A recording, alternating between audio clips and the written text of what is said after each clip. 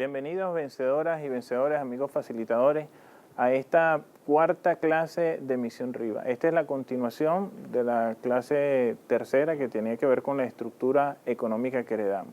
Nosotros en clases anteriores no le hemos referido el texto que vamos a utilizar. El texto que se va a utilizar en las clases de Historia de la República Bolivariana de Venezuela es la Constitución. Nosotros no podemos o no hemos podido construir, elaborar o programar una sola clase sin la Constitución. Entonces, yo creo que es pertinente que ustedes manejen la Constitución en todas las actividades que se van a desarrollar durante las clases que quedan. Bueno, la clase de hoy vamos a titularla, vamos a hacerla con un título muy particular, porque vamos a hablar o vamos a caracterizar la estructura económica de la Venezuela que hoy tenemos, pero ya lo más reciente, lo más específico, lo que tiene que ver con las últimas décadas. Presentamos entonces el título de la clase de hoy.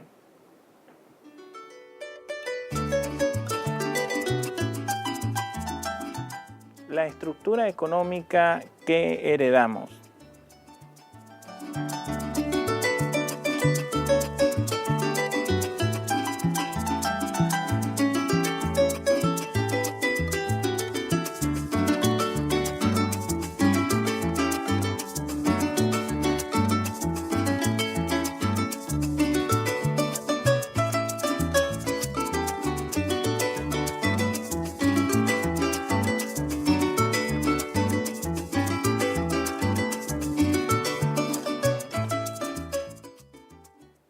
Nosotros hemos tratado de explicarnos por qué un país con tantos recursos y con tantas bondades vive la situación económica que vive. En clase anterior tratamos algunas anomalías. Vamos a ver cómo eso va a incidir directamente. Cuando hablamos de anomalía es algunos accidentes, vamos a llamarlo desde el punto de vista histórico accidentes, pero en verdad son causas generadas por modelos pues, que nos impusieron. Nosotros, en búsqueda de descubrir cuáles fueron esas causas, en la clase anterior a esta propusimos el siguiente modelo como causa a ese problema. Vamos a ver entonces la diapositiva que va a reflejar esto, que va a ilustrar un poco esto que les estoy diciendo y a recrearnos con respecto a la clase anterior.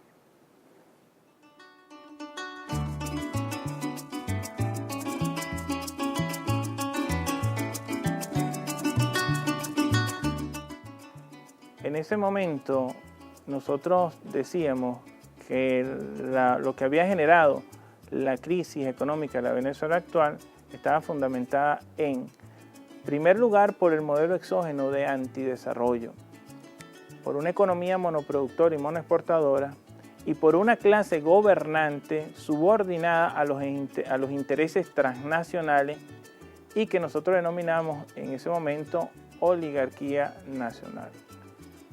Los intereses transnacionales están unidos a un grupo nacional que le interesa que la Venezuela que hoy tenemos se mantenga como está, porque ellos en esa relación salen beneficiados. Entonces, no copien esto, solamente lo van a leer y vamos entonces a descubrir o tratar de encontrar algunas claves para entender este fenómeno.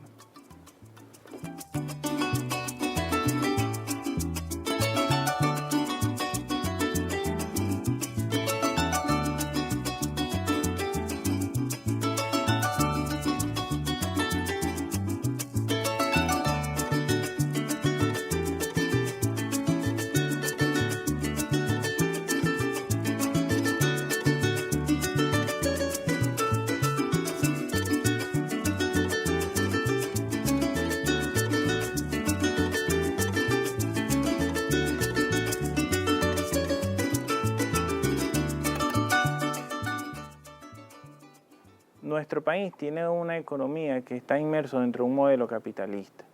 Un modelo capitalista que vamos a definir como dependiente o periférico. Un modelo que está sujeto de una u otra manera a algunas condiciones de un capitalismo central. Pero vamos a tratar un poco de entender qué es esto de sistema capitalista. Entonces hay unas claves que nos van a permitir descubrir qué es el sistema capitalista, o no descubrir, por lo menos entender qué es el sistema capitalista. En principio vamos a decir que la palabra lo dice, modo de producción capitalista, es decir, una manera de producir, pero una manera de producir donde se asocian algunos elementos, es decir, cómo se interrelacionan los hombres para producir, en qué condiciones se someten esos mismos hombres a esa producción, quién saca beneficios de esa producción y para qué se produce en el modo de producción capitalista. Entonces, en la siguiente diapositiva vamos a ver esas claves teóricas para comprender el capitalismo.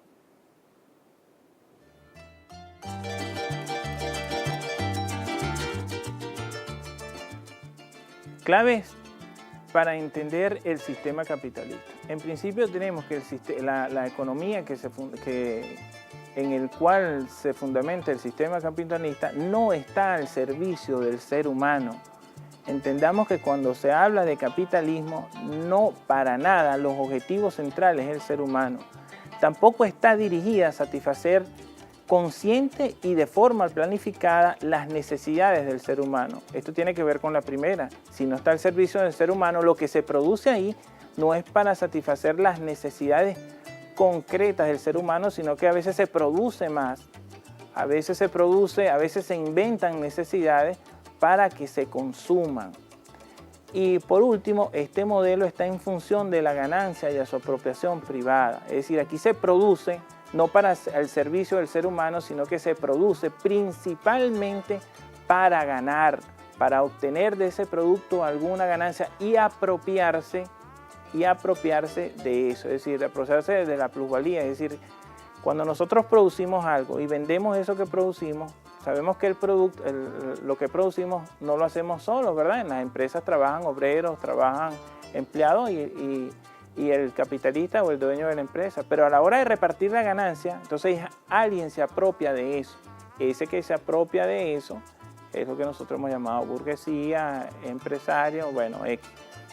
Entonces, para resumir, tenemos un modelo económico que se fundamenta en la ganancia, no en el hombre, no en el ser humano.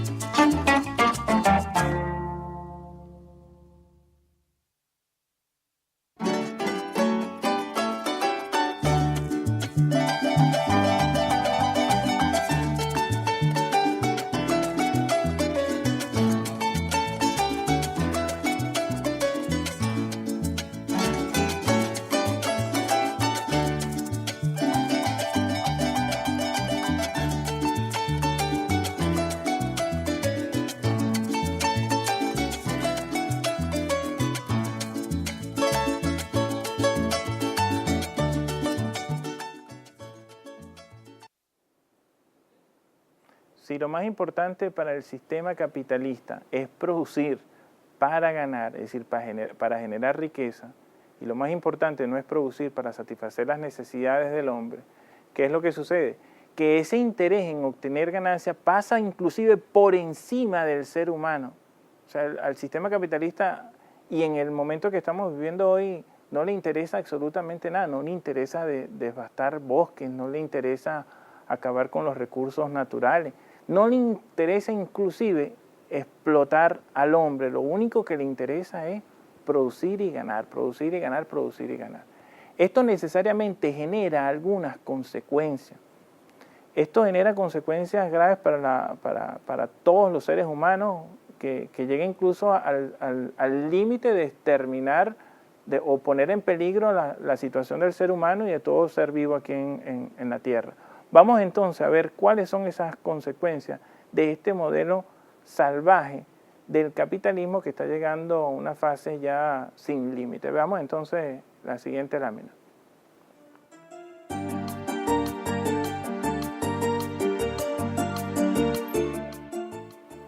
Fíjense, entre las consecuencias está el incremento de la explotación del trabajador. Para producir más, entonces se inventan, el sistema capitalista inventa mecanismos para explotar al trabajador. Por ahí hay una figura que son las maquilas, que son contratos que se le entregan a las personas y se les dice que van a obtener más ganancia por eso.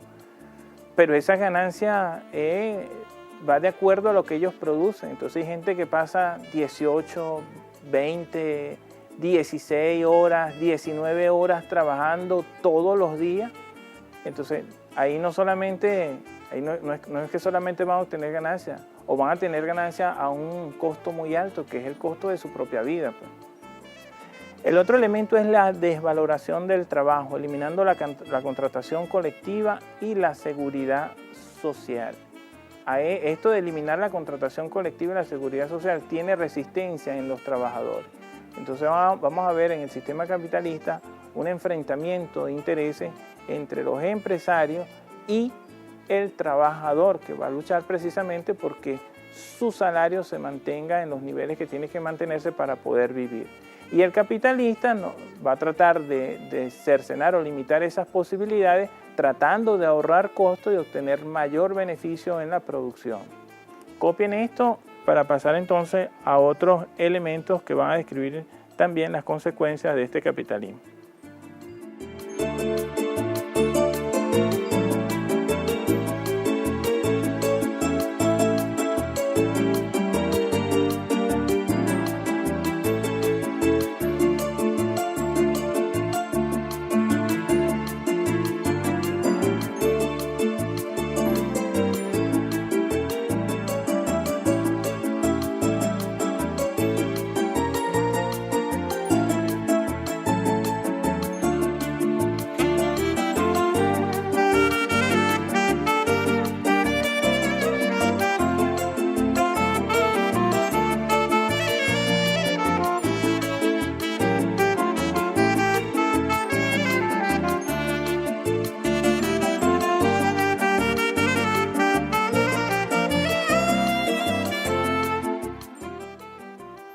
El otro elemento es la depreciación prematura de equipos y maquinaria y la conquista de nuevos mercados y apropiación de materia prima. Vamos a hablar un poquito, acuérdense que lo que estamos es conversando, vamos a hablar un poquito sobre la depreciación prematura de equipos y maquinaria. Esto es un programa que se llama programa de obsolescencia, creo que así se llama. O sea, ¿de qué se trata esto? Ustedes no se han dado cuenta, por ejemplo, los celulares, que un celular apenas sale un modelo y a los 6 meses ya tienen otro modelo y ya tienen otro modelo y todos hacen exactamente lo mismo. Pero entonces se impone la necesidad, la sociedad, el modelo capitalista impone la necesidad de ir comprando celulares, desechando, comprando, desechando, comprando, desechando, comprando, para de esa manera el que produce los celulares obtener más ganancias, aunque los celulares hagan lo mismo. Aunque los celulares tengan la misma función, ahí lo que interesa es que cada celular vaya siendo obsoleto en el tiempo para que la gente vaya comprando. Asimismo, los artículos que ustedes compran, por ejemplo, en los artículos electrodomésticos. Los artículos electrodomésticos, ya un equipo, por lo menos una licuadora, no va a durar igual que como duraba hace mucho tiempo, ¿no? Mientras menos dure, mejor para el capitalista. ¿Por qué razón? Porque entonces usted tiene que desecharla y comprar otra nueva. Así con los programas de computación, con las computadoras. Teníamos ahí Windows 95, Windows 96, Windows 97, Windows 98, después Pentium 1, Pentium 2, Pentium 3. Y así ustedes van a conseguir de año a año variedades de programas y modelos, y que a lo mejor lo que cambia es una mínima cosa, pero que es necesario que se cambie para que entonces la gente pueda consumir más. Recuerden que el modelo capitalista, el sistema capitalista vive del consumo de la gente, vive del consumo de las personas. Pero para producir tanto, ellos necesitan la materia prima. Entonces ahí está el otro elemento, conquista de nuevos mercados y apropiación de materia prima. Los grandes centros industriales no poseen la materia prima para producir todo lo que hacen. Entonces ellos necesitan entonces ir a los países, fundamentalmente América Latina, Asia y África, a obtener esas materias primas. A esas materias primas, si la pueden obtener al menor precio, mejor. Y si no la pueden obtener al mejor precio, entonces la roban. Fíjense lo que pasa en Irán. El petróleo que no lo podían obtener por vía legal, por el fortalecimiento de la OPEP, entonces, pero Estados Unidos necesita petróleo, bueno, entonces fue a robarlo, pues. Lo que pasa es que no han podido. Bueno, y así nosotros vamos a ver ejemplos en América Latina. Recuerden la plataforma del Tana, no se les vaya a olvidar eso. Recuerden lo del paro petrolero en Venezuela, que lo que buscaba era precisamente, bueno, obtener la fuente de energía, obtener la materia prima a menor costo para obtener mayor ganancia. Copien esto rápidamente para hablar un poco sobre las políticas del neoliberalismo ante esa crisis del capitalismo.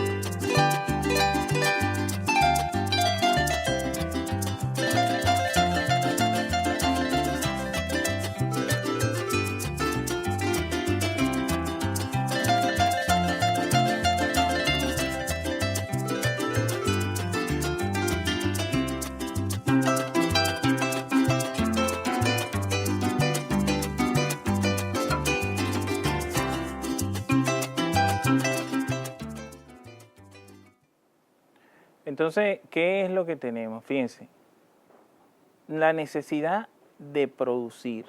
Fíjense que es tanto así que apenas los países más industrializados, que son 7, ellos producen, ahora creo que son 8, ellos consumen el 80% de la energía a nivel mundial. 7 países consumen el 80% de la energía a nivel mundial. ¿De dónde van a sacar esa energía? Eso genera una crisis en los actuales momentos. El capitalismo, el modelo capitalismo neoliberal y salvaje, y que me perdonen los españoles que fueron los primeros salvajes que llegaron aquí a acabar con una civilización, porque parece que estos son más salvajes. Esto, no los españoles ahorita, sino los españoles que llegaron con Colón y todo ese sistema colonial. Miren, esto es algo parecido a eso. Es decir, ahora el capitalismo, estos países industrializados necesitan materia prima, necesitan energía, y bueno, vienen a buscarlo. Ellos vienen a buscarlo. Y para eso han diseñado una serie de políticas. Vamos a estudiar un poco esas políticas del neoliberalismo. Veamos la siguiente lámina.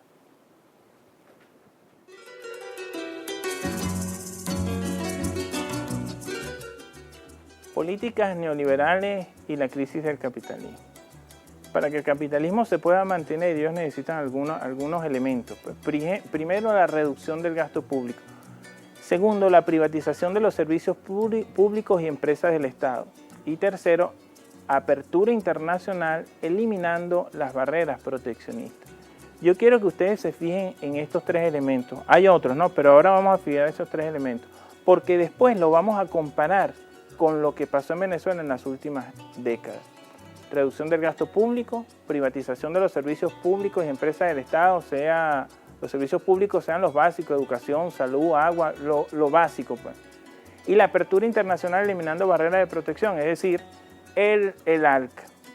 El ALCA lo que va a buscar es precisamente, bueno, que aquí no haya barreras entre un país y otro en cuanto a la comercialización. De esa forma ellos podrán introducir sus productos de alta tecnología a precios muy baratos o a precios no baratos, a precios que ellos consideren justos en nuestras naciones. Y nosotros, como no tenemos diversificación de la economía, le vamos a entregar a ellos la materia prima a precios muy baratos para que ellos la transformen y entonces nos las entreguen a nosotros ya transformada, pero mucho más cara. Y ahí se van a establecer algunos elementos de subordinación, algunos elementos de la dependencia. Copien esto para seguir analizando estas políticas neoliberales.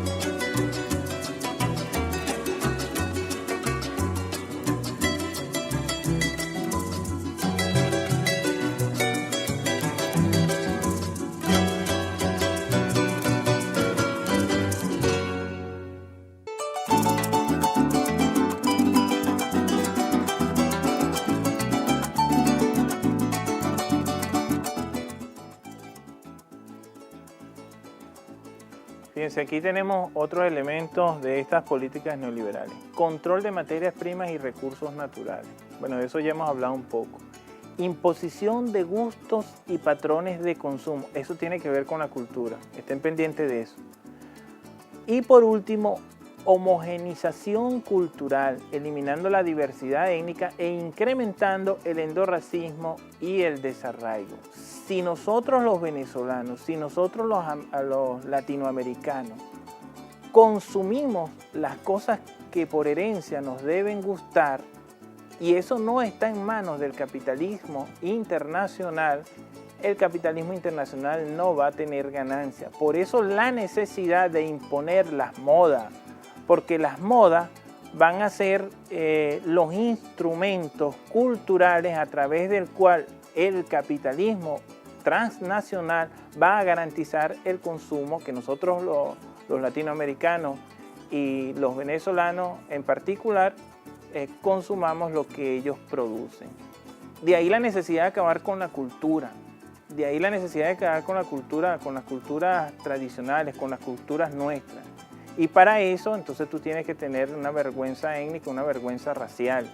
Es decir, a ti no te puede gustar lo tuyo, tú no puedes asumir tu herencia cultural, porque si tú asumes tu herencia cultural, entonces no vas a consumir lo que ellos te están produciendo. Y en esto los medios de comunicación se encargan de una manera, yo creo que explosiva. O sea, la descarga televisiva para imponer una sociedad de consumo, para imponer esos gustos y patrones y para provocar el endorracismo es descomunal.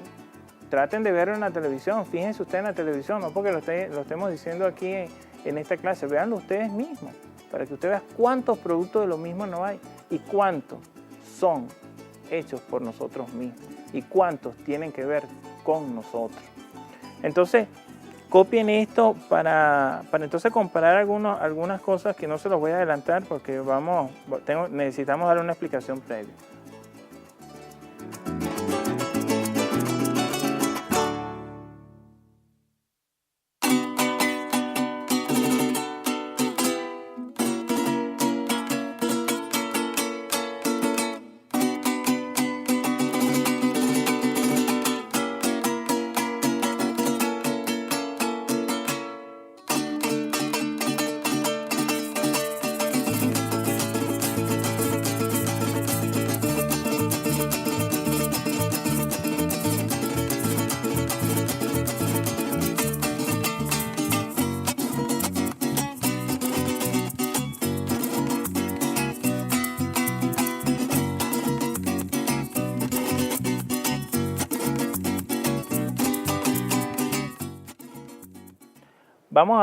Vamos a ver cómo esas políticas neoliberales se van a insertar perfectamente en el modelo económico de la democracia representativa, en el modelo económico de las últimas décadas. comparen lo que vimos de ahora de políticas neoliberales con el modelo exógeno de antidesarrollo que aquí se impuso en las últimas décadas, pero que tiene que ver también con una herencia colonial. Veamos entonces la lámina.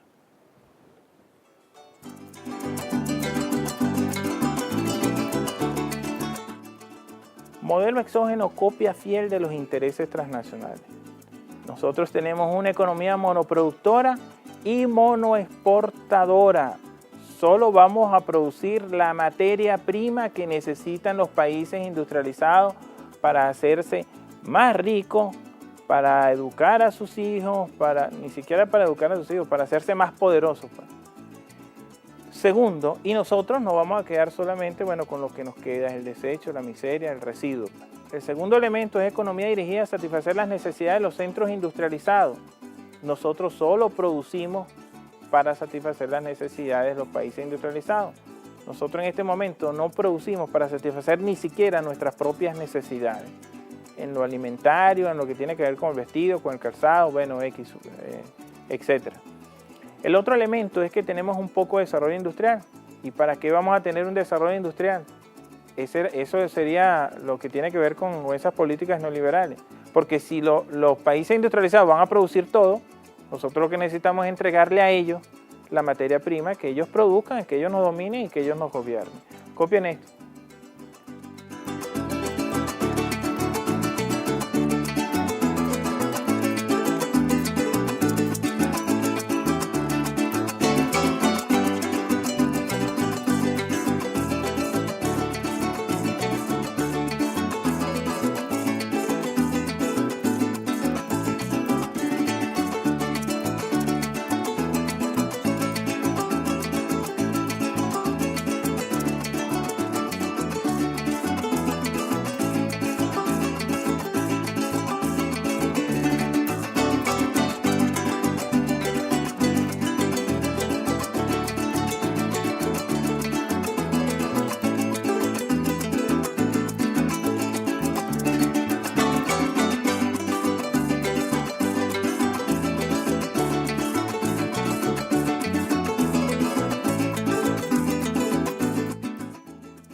Fíjense, también tenemos alta dependencia científica y tecnológica que responde precisamente a lo que quieren este capitalismo central. Poco desarrollo de la actividad agrícola. No satisface las necesidades de la demanda alimentaria interna y posee una elevada deuda externa. Esas son las características del modelo que nosotros tenemos. La deuda externa nos va a someter desde el punto de vista financiero y no tener la seguridad alimentaria de producir nuestros propios alimentos responde precisamente a políticas neoliberales donde nosotros hasta el alimento nos los van a vender, porque para eso ellos siembran, para eso ellos producen, pudiendo nosotros producirlos aquí mismo. ¿Qué vemos entonces? Un modelo, como les dije al principio, que es la copia fiel y exacta del neoliberalismo. ¿Ok? Vamos entonces, copien esto rápidamente para entrar entonces a un elemento que tiene que ver ya con la clase gobernante nuestra.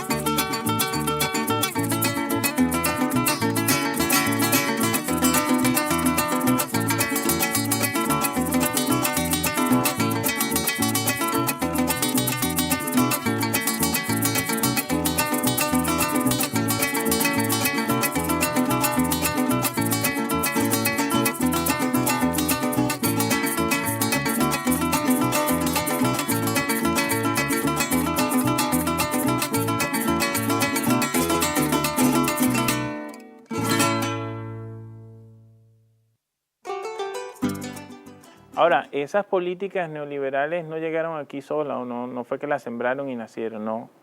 Aquí hubo complicidad. Los gobernantes de nuestro país fueron cómplices para imponer, a pesar de las miserias que estaba viviendo nuestra nación, que estaba viviendo nuestra población, fueron cómplices para imponer estas políticas neoliberales, traicionaron al pueblo, traicionaron la justicia social, traicionaron inclusive los valores históricos de nuestros libertadores, donde queríamos una república independiente. Vamos a ver cómo la clase gobernante se vincula perfectamente con estas políticas neoliberales. Veamos entonces.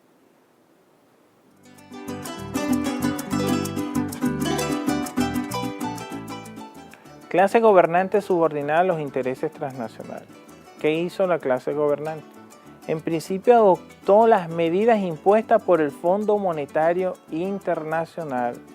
El Fondo Monetario Internacional es uno de esos agentes internacionales, esos agentes financieros internacionales, que pareciera ser muy bueno porque presta dinero, pero no es otra cosa que un mecanismo para intervenir a las naciones y secuestrar el recurso financiero de esas naciones con intereses que todo el mundo sabe que son impagables.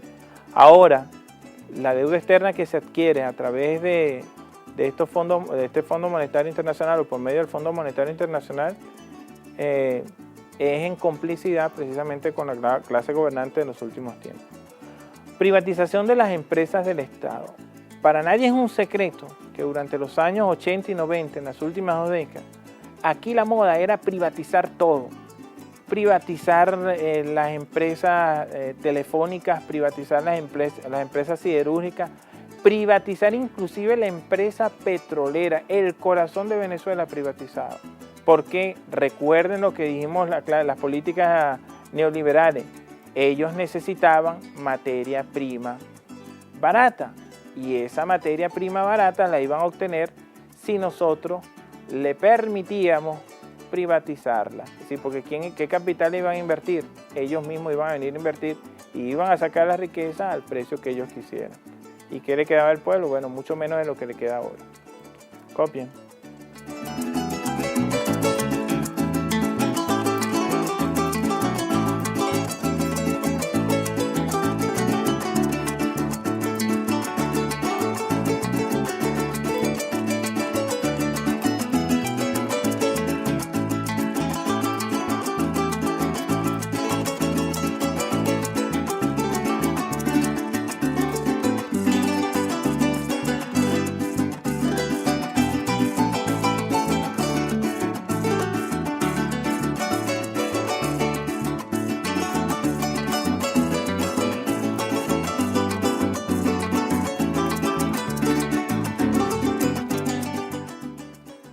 El otro elemento era la libre fluctuación del dólar, es decir, que el dólar quedara libre cambio y que pudieran hacer lo que ellos quisieran con eso. Y entonces una economía que era dependiente de quien tuviese dólar, que no era precisamente el pueblo quien tenía dólar, entonces cada vez iba a ser más rico.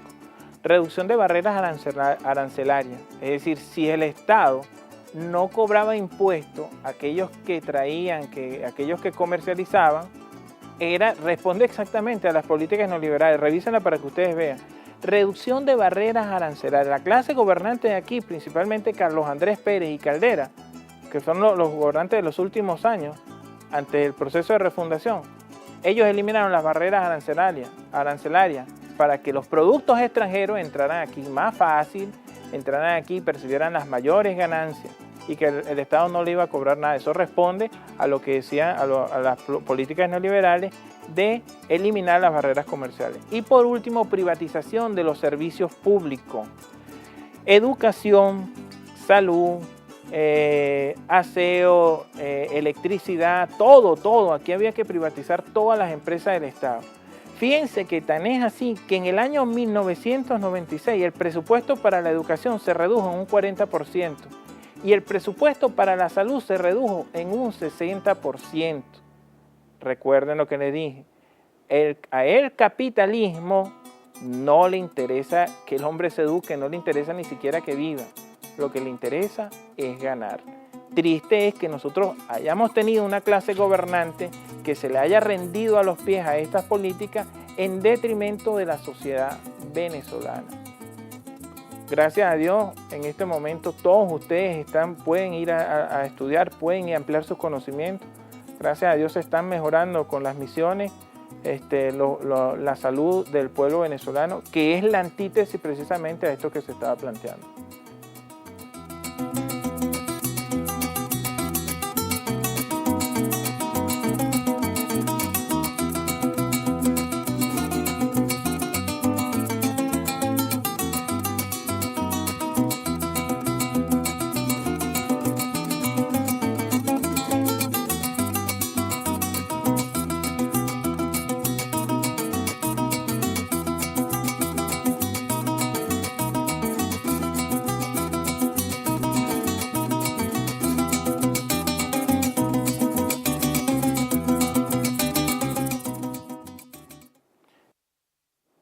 ¿Qué tenemos en concreto entonces? En primer lugar, un modelo a nivel mundial que está en crisis, un modelo capitalista que está en crisis, unas políticas que diseñan para salir de la crisis, una clase gobernante, eso a nivel internacional, a nivel nacional, una clase gobernante que le brinda todas las posibilidades para que ellos puedan salir de su crisis, en detrimento del pueblo latinoamericano y del pueblo venezolano. Esa es la clase gobernante que teníamos antes, y ojalá sea la última, ¿no? Que teníamos antes, en las últimas décadas, antes del proceso de refundación. Eso para Venezuela trajo consecuencias terribles. Vamos entonces rápidamente a analizar o hablar un poco de esas consecuencias.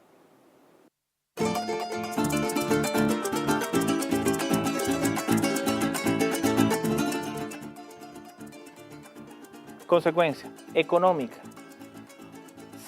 Para la década de los 80 y de los 90 teníamos lo siguiente: 15.000 empresas embargadas y 15.000 en situación de embargo, eso para 1983, y otras 30.000 en la misma situación para 1985. Pusieron a competir las empresas nacionales con las empresas transnacionales. ¿Qué pasó? Ahí está, el quiebre, el cierre de nuestras empresas. Pero asimismo, muchas empresas que estaban aquí de capital extranjero se fueron a otras partes donde la mano de obra era más barata, pero esas partes no fueron su lugar de origen, esas partes fueron en la misma América Latina para seguir explotando a la población de esas regiones porque les podían pagar menos.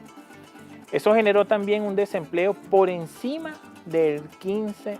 ¿Sí? Esas políticas neoliberales que nos iban a salvar, fíjense, algunas de las consecuencias que generó a nivel económico.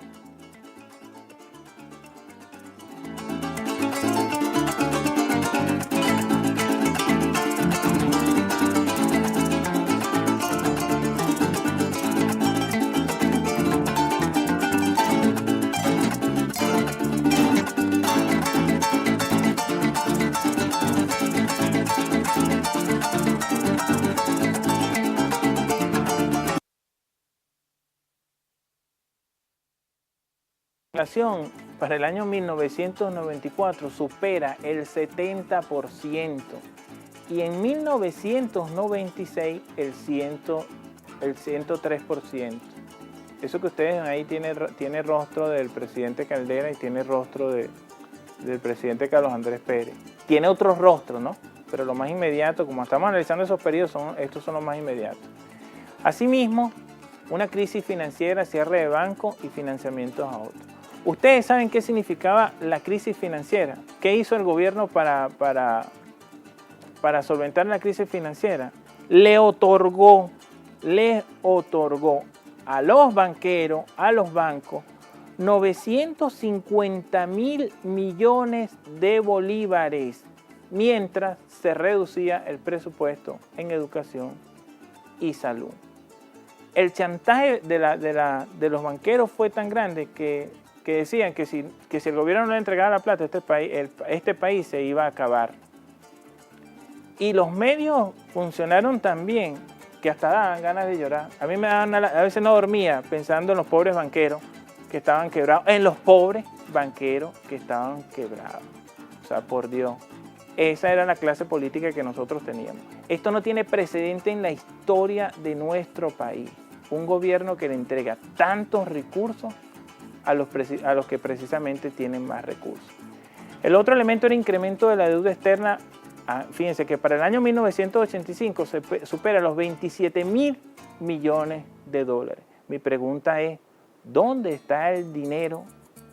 ¿Qué se hizo ese dinero?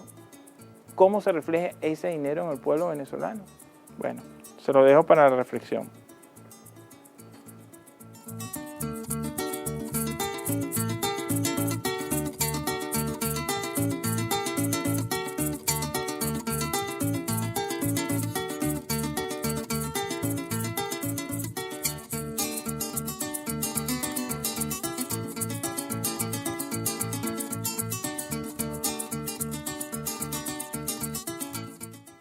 El otro elemento, déficit fiscal, superaba los 7 puntos del Producto Interno Bruto. Cuando hablamos del Producto Interno Bruto es lo que ingresa en términos generales al país, lo que ingresa, el recurso que ingresa al país, producto precisamente de nuestras ventas. El segundo elemento es la pérdida del patrimonio natural y reservas energéticas. Ustedes saben qué precio tenía el petróleo en la década de los 90 con el presidente de PDVSA que se llamaba Justi. $10 el barril. ¿A quién beneficiaba? Cuando hablamos de que el 80% de la energía es consumida por las 7 potencias industriales más grandes, ¿a quién beneficiaba que el petróleo estuviese a $10 el barril? ¿Eran los venezolanos que vivimos de eso? No, por supuesto que no. La idea era acabar con la empresa petrolera para después venderla. ¿Y a quién se la iban a vender? Ahí se los dejo también para que ustedes respondan esa pregunta. Y por eso el conflicto de PDVSA, que lo vamos a poder explicar en clases posteriores.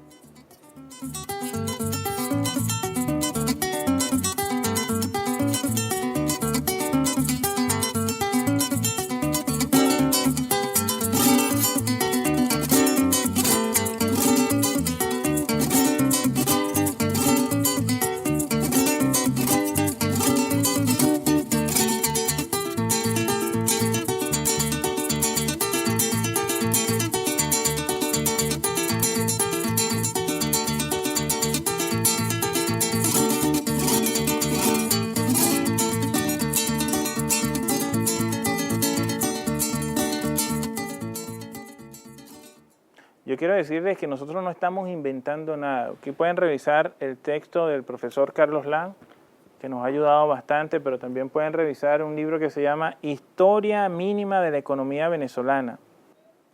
Asimismo pueden investigar la bibliografía del profesor Carlos Lang, pueden investigar los libros de Brito Figueroa, pueden investigar los datos del Banco Central, pueden investigar las memorias de los ministerios y nosotros vamos a ir diciéndoles cuál bibliografía vamos utilizando para que ustedes vean que esto no es invento, esto está escrito, esto está escrito. Vamos entonces a analizar la crisis social que provoca este modelo económico en Venezuela. Veamos entonces la crisis social.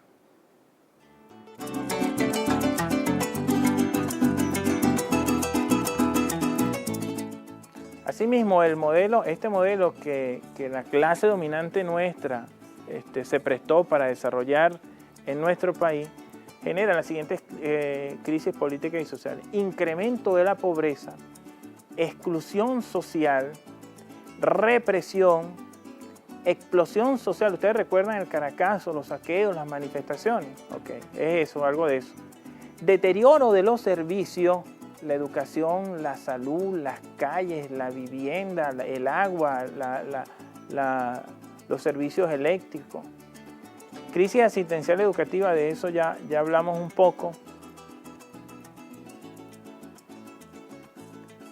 Y a nivel político, una rebelión militar, la del 4 de febrero, una rebelión popular, que eran los alzamientos, la población, los sectores populares que se alzaron en esas rebeliones militares, y la represión y muertes políticas. La represión en Venezuela era descomunal.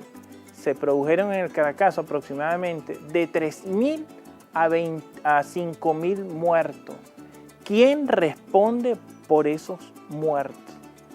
¿Dónde están los que provocaron, los que mandaron, los que sugirieron tal represión? ¿Dónde están los derechos internacionales? ¿Dónde está la OEA? ¿Dónde están todos esos organismos internacionales? Bueno, amigos, esto necesariamente nosotros tenemos que cambiarlo. Yo no sé qué piensan ustedes ahí, pero a mí yo siento drama cuando tenemos que dar clases así como esta. Pero hay una posibilidad, hay una alternativa.